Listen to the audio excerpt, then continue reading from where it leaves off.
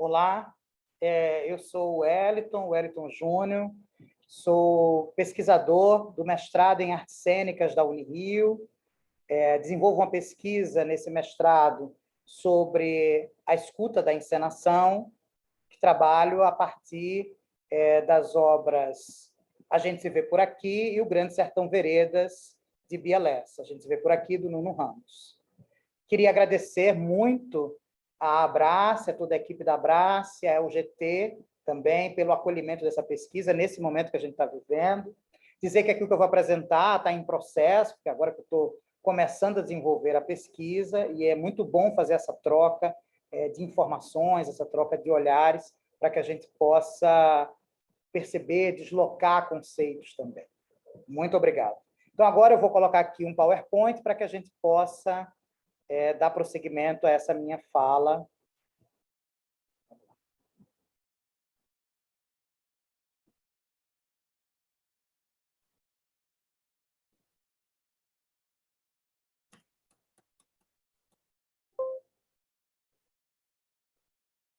Como vocês podem ver, está aí, né? A escuta não criativa.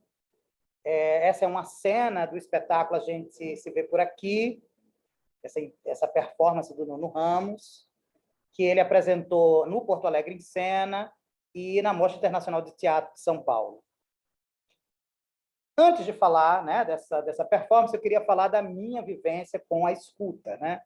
E aí eu lembro muito, né, da presença da minha avó, e ela contando as histórias dela, né? E eu lá ouvindo essas histórias, né? Essa relação dessa performance de oralidade com essa escuta, né? Outra também é a vivência com o rádio, né? O rádio é um elemento muito forte para mim. Eu sou nordestino, sou de Pernambuco, mesmo não estando agora em Pernambuco, estou entre o Maranhão e o Piauí, mas, né, esse primeiro contato que eu tive com a escuta vem muito do rádio, né? Que é algo que é importante para a cultura pernambucana, tanto que a gente tem a Rádio Jornal do Comércio, que é uma rádio que tem como slogan Pernambuco falando para o mundo, né? Pernambuco sendo escutado pelo mundo a partir de sua cultura. E aí, quando eu começo a pesquisar sobre a experiência da escuta, eu me deparo com o teatrofone, que é uma experiência que acontece no século XIX, muito ligada à ideia, né, de uma popularização do telefone, e eram espetáculos de teatro, de ópera, que eram apresentados pelo telefone, né? E isso ganha uma grande dimensão, mas também algumas tensões que existiam. Aqui tem um cartaz da época, né? E aqui tem um pequeno programa das audições que aconteciam nos teatrofones. E aí a gente dá um salto, então nós damos um salto para os anos de 2010, em que eu começo a perceber alguns espetáculos, né, de teatro e performances que começam a experimentar, né, essa presença do headphone. Um deles que eu conheço, começo a conhecer, né, nesses anos de 2010, é esse espetáculo de Encanter, do Complicité, esse grupo, em que a plateia estava com os headphones, né? E aí tinha essa experiência de escuta dessas paisagens sonoras que eram realizadas pelo ator a partir dos microfones presentes no palco. Ao lado disso, a gente tinha também, eu estou apresentando aqui, um espetáculo muito anterior, né, do The Ulster Group, mas que eu tomo contato nesse período dos anos 2010, que é o Housing Light, que é um trabalho que o Ulster Group faz, em que as atrizes usam, né, headphones, e uma dessas atrizes diz o texto, a Gertrude Stein, a partir do que ela escuta, né, nesse headphone. Outra experiência é do ator do espetáculo Grande Sertão Veredas, né, com a direção da Bia Lessa, que faz parte também, é um dos objetos de pesquisa minha, em que o público fica com os headphones e vai percebendo a sonoridade, a paisagem sonora do espetáculo a partir desses headphones e com esses microfones espalhados pelo espaço. Outra experiência que eu acho muito interessante é o Orgia, né, do Teatro Cunim, em que os espectadores recebem os headphones e eles percorrem a cidade, né, e vão olhando e percebendo a cidade a partir do que vai sendo dito, né, nesses headphones. Essas experiências me alertam sobre uma outra forma de encenação da escuta no teatro, né? E aí eu chego, então, a gente se vê por aqui, que é esse trabalho do Nuno Ramos, essa performance, que tem por base a ideia de 24 horas da programação, né, da Rede Globo. A performance começa no Fantástico e termina no Jornal Nacional. O ator e a atriz escutam essa programação e vão transformando essa programação a partir de ações cotidianas que eles fazem nesse espaço que parece ser uma casa, né? Com mesa, uma cozinha, um banheiro, e eles vão criando ações e dizendo, né, esse texto que eles estão ouvindo lá da programação da Globo.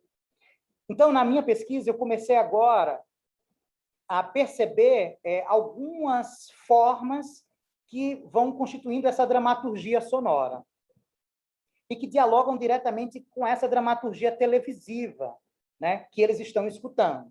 Então, você tem lá uma dramaturgia noticiosa a partir dos jornais, né, e que tem um diálogo direto com o real. Você tem essa dramaturgia dos comerciais, né, e essa dramaturgia ficcional, a partir dos filmes e novelas. O que eu começo a perceber na dramaturgia noticiosa é que esses atores, né, esse ator e essa atriz, eles criam uma relação com essa dramaturgia em que eles querem tensionar ela. E a forma para tensionar essa dramaturgia noticiosa, para que eles vão reproduzir, né, eles vão repetir, é criar um fluxo de palavras. Dizer essa dramaturgia como um fluxo de palavras, né? Eu entendo a experiência sonora desse espetáculo, muito ligada a essa experiência da vocalidade, da entoação dessas palavras. Então, esses dois atores, eles constituem um muro sonoro de palavras noticiosas, em que fazem com que os espectadores comecem a planar, né? A passear por esse fluxo de palavras. Enquanto que lá na dramaturgia noticiosa dos jornais, os jornalistas criam as entoações para darem sentidos, né, e direcionarem sentidos, os performers constituem, a partir desse muro sonoro, espaços de fugas de sentidos a partir da escritura sonora. Né? Essa é uma experiência muito interessante para a gente perceber como o real pode ser tensionado na sua relação de repetição e diferença. Né? E aí eu vou para uma ideia da Marjorie Perloff, que é uma crítica norte-americana, analisando a poesia, ela pensa na ideia do gênio não criativo. Esse gênio não criativo seria aquele que pega o real e a sonoridade do real e leva para a poesia, mas constituindo as materialidades dessa sonoridade. É exatamente isso que eu observo nesse processo, né, de constituição estética dessa experiência performativa. Os performers pegam o real, colocam o real, repetem ele, mas repetem ele criando uma diferença. E a diferença está nesse fluxo, nesse muro de sonoridade que eles vão elaborando. Pensando nisso, eu imagino a ideia também do repente, né? O repentista no Nordeste. Ele pega as experiências do real, tensiona ela e cria outros sentidos sobre essa experiência do real, criando dúvidas, né? É exatamente um pouco o que esses performers da gente se vê por aqui experimentam em sua escritura sonora. Aqui está a bibliografia de trabalho que eu venho pesquisando sobre a escuta e a relação com o teatro, com a performance, e queria agradecer muito por vocês permitirem essa troca, e agora vamos para o nosso bate-papo. Obrigado.